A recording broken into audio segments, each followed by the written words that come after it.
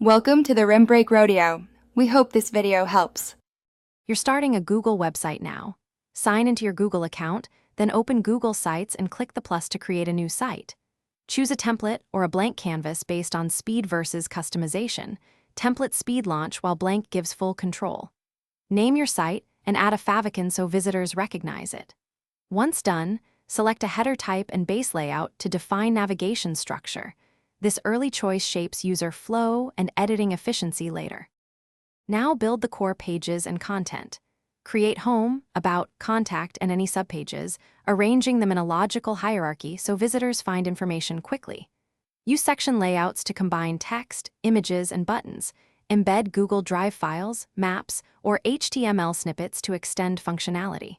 Adjust spacing and responsive blocks so the site works on mobile.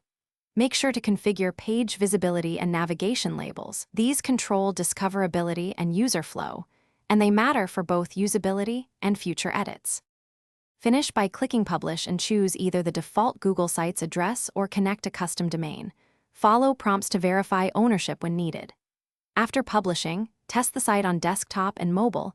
Check SEO basics like page titles, meta descriptions, and image alt text to improve discoverability.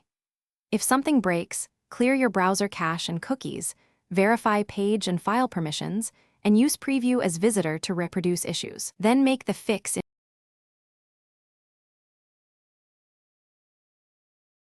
Thanks for watching. Consider subscribing if we helped you.